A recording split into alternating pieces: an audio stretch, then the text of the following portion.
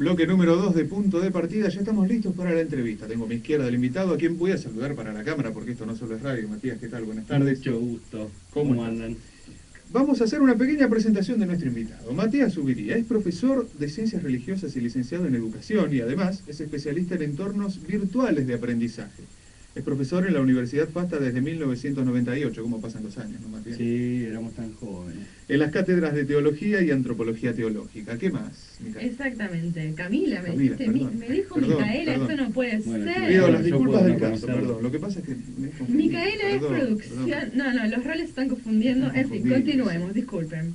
Bueno, Matías actualmente es director de Educación a Distancia y está con nosotros para hablar sobre estas nuevas tecnologías que nos traen nuevas posibilidades y la posibilidad más importante en este caso sería la educación. Gracias a todo esto, que vos creés, digamos, que la educación a distancia se convirtió en un multiplicador de posibilidades, ya que, digamos, evade obstáculos como la distancia y el tiempo. Sí, es una cosa que hoy en día, digamos, cuando hablamos de educación a distancia, tenemos que hablar que en realidad las relaciones humanas están cambiando también en su forma, ¿no? No estamos hablando hoy en día de una persona que se conecta con otra solamente cuando lo ve, sino que además lo hace cuando llama por teléfono y además de cuando llama por teléfono tenemos que nos comunicamos vía Skype o Hangout en Google o podemos conectarnos por un montón de medios. Entonces, al cambiar la tecnología y los medios por los cuales nos estamos comunicando, eso tarde o temprano iba a llegar a la educación. Y por suerte está llegando y con mucha fuerza. En los últimos 10 años el cambio a nivel educativo y sobre todo a nivel superior es enorme. Lo que tenemos que decir es que los chicos usan esos medios. Los docentes se ven obligados a meterse en el mundo de los chicos. Si nosotros amamos lo que ellos aman, y nos va a ir un poco mejor en la docencia, ¿no? Si no, no lo podemos hacer. Así que sí, está creciendo mucho y principalmente lo que tenemos que pensar nosotros que no es la tecnología lo que tiene importancia, sino el contenido que se puede transmitir a través de esa tecnología. Y a su vez tiene una función social importante esto, porque actualmente en la universidad, acá en el FASTA, estamos llegando a pueblos que tienen pocos habitantes, jamás podrían tener una educación, los jóvenes se irían de ahí a otras universidades y ellos pueden quedarse ahí, estudiar, recibirse, tener un título y poder también tener un futuro laboral un poco mejor, ¿no? Estaríamos hablando entonces de un nuevo paradigma educativo, podríamos decir. Sí, sí, hay todo un debate, ¿no? Porque hay gente que dice que hay nuevos paradigmas y hay gente que dice que estamos replicando los antiguos paradigmas, los más viejos de todos. A ver, la educación lo que hace hoy en día, imaginemos, en Internet, uno tiene o puede alcanzar a más personas, pero el problema es que Internet, esto que le llamamos la web 2.0, hace que la otra persona te conteste. Y cuando vos tenés que contestar, no le contestás a todos, le contestás a uno. Sí. Por lo tanto, cuando vos trabajás con 100 alumnos en un aula, ya no es que estás dando clase para 100 alumnos, sino que cada alumno tenés que responderle a cada uno lo que necesita. Entonces, en cierto modo, la educación a distancia, cuando se hacen ciertos modelos de relación entre los alumnos y los docentes, puede incluso hasta llegarse a una personalización mayor, ¿no es cierto?, cuando los docentes se dedican y trabajan con ellos. Pero lo que cambia es la forma, el medio está cambiando mucho. No sé si los contenidos, es muy temprano para saberlo, pero los medios nos están cambiando. Hacer este programa acá ahora con una cámara enfrente, un micrófono y transmitirlo en vivo por radio, de hace 20 años. Sí, también es todo muy vertiginoso, muy rápido. Es rapidísimo. Son cambios a los que cada uno seguramente se va adaptando. ¿Y en qué tipo de situaciones recomendás que una persona estudie a distancia con esta modalidad? ¿Sea semipresencial el método o un método más virtual? Acá hay una realidad compleja, porque, a ver, nosotros tenemos en la universidad el promedio de personas, de la edad de las personas que cursan, cada vez es menor. Es decir, que cada vez hay gente más joven que entra al sistema. Cuando en la universidad del 2001-2002 empezamos con cursos de formación humanística, veíamos que la edad promedio de las personas era 35 o más. Y resulta que ahora estamos en 30 o menos. Es decir, que el promedio de edad va bajando a medida que la gente le tiene menos miedo a la tecnología. Digamos, mis hijos nacen con una computadora y con internet. Yo me tuve que meter a ver qué era esto. Entonces, en la medida de que socialmente se vayan integrando estas tecnologías en la vida cotidiana, la educación va a tener que adaptarse, entonces el promedio de edad y va a depender del nivel educativo en el que hablemos, en definitiva. Yo creo que esa integración se va a dar. No quiere decir que todas las escuelas van a ser a distancia, sino que la tecnología se va a integrar de tal manera que plantea desafíos a la educación, incluso en la universidad. Ustedes están, imagínense, cursando una carrera. Van, cursan ese día, pero a la noche se sientan a leer y quieren contactarse con el docente. Te mandás un mail o entras a un sistema de una plataforma educativa y tenés un foro. Y el docente le requiere estar todo el tiempo ahí adentro, y estar y atender, y a vos te genera una relación con tus compañeros, porque te empiezan a responder ellos y te empiezan a generar debates. Entonces la educación es mucho más amplia, más rica, ¿no? La web 2.0 tiene esas cosas buenas y veremos qué se viene. Pero viene linda la cosa. Y hablemos también de desventajas, porque mismo también existen ciertas ventajas como vos nombrabas, pero también desventajas en esta relación con las nuevas tecnologías en torno a la educación. A ver, hay algunos que dicen, bueno, por ejemplo, voy a dar una visión positiva. Yo tuve una hermana que se fue a vivir a Brasil. Toda la familia llora porque mi hermana se iba a vivir a Brasil con mi cuñado, entonces se fueron a vivir a Brasil. Al día siguiente que se instalaron en el departamento, vía Skype, vimos qué lindo que era el departamento, los muebles que se compraron. Y la verdad que ella después de 2 años volvió a la Argentina. Está bien, no es lo mismo que ver a la persona, tocarla, abrazarla, pero en realidad no había muchos temas nuevos para hablar, porque digamos que hablábamos una vez por semana. Nos sentábamos a cenar juntos. Cuando dicen que la tecnología despersonaliza o que los aparatos están en el medio de las personas, en realidad los aparatos yo veo que conectan personas.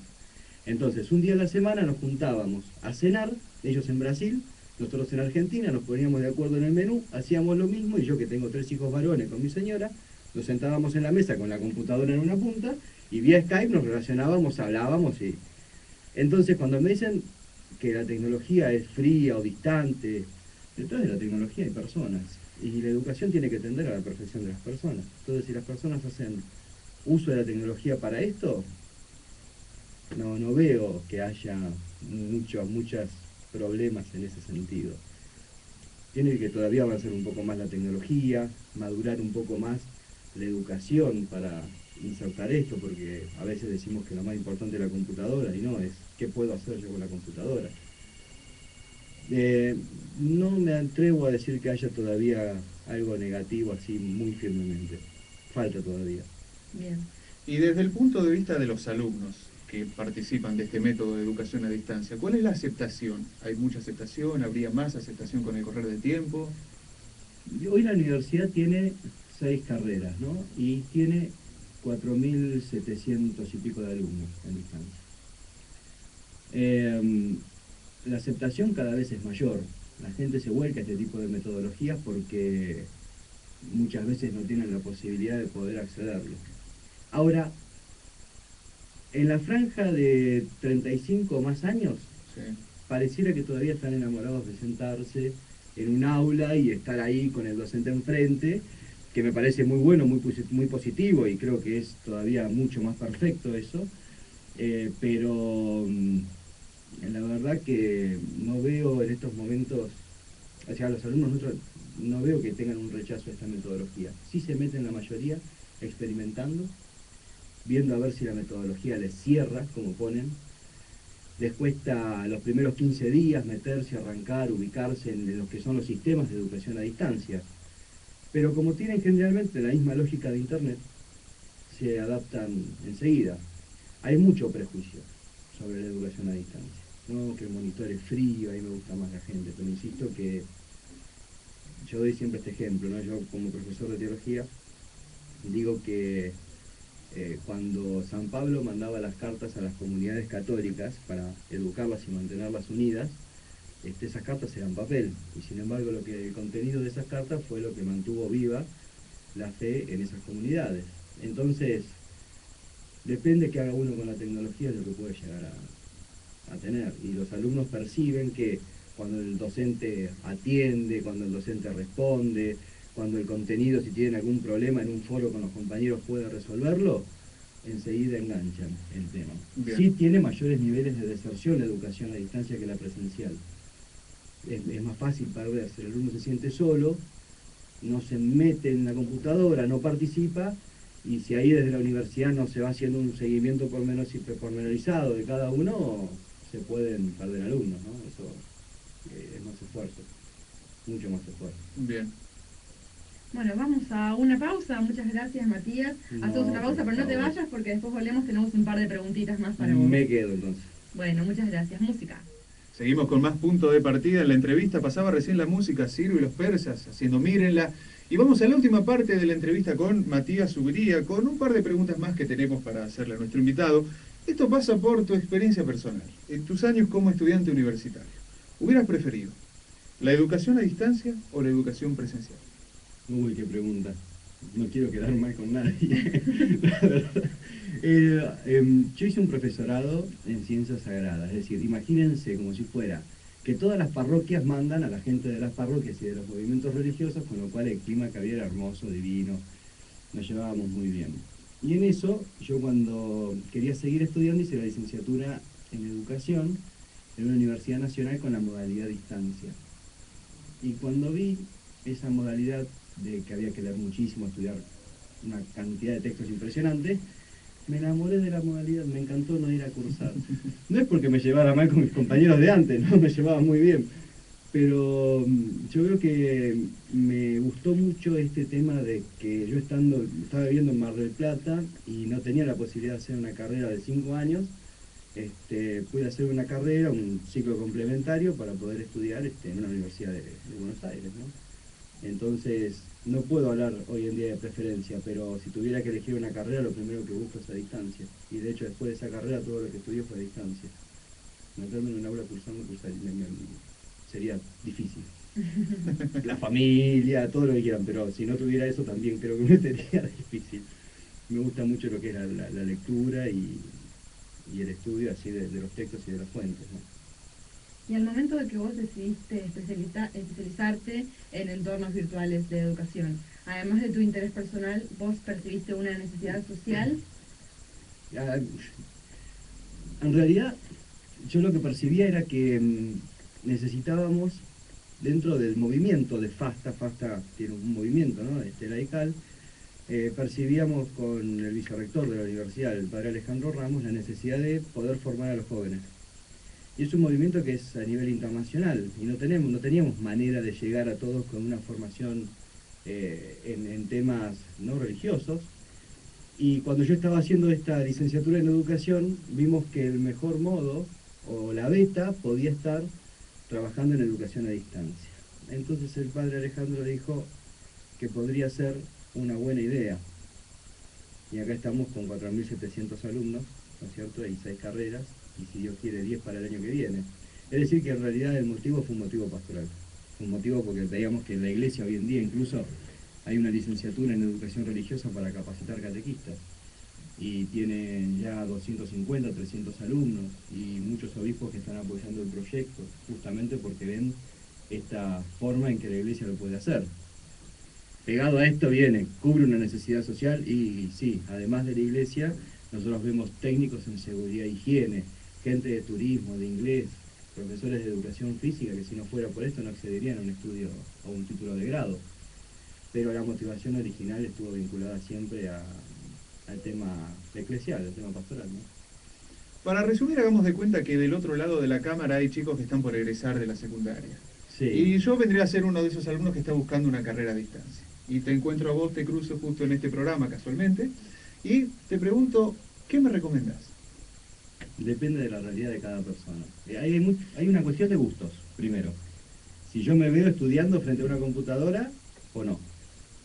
El segundo tema es si puedo hacerlo o no puedo hacerlo. Es decir, ¿hay ofertas en la ciudad de lo que me gusta? ¿Hay ofertas a distancia? Bueno, ahí hay un parámetro. Y después, si hay una persona que egresa del secundario y se pone a trabajar, a veces no puede, le coincide el horario de cursada. Hay carreras que son muy difíciles, ¿no?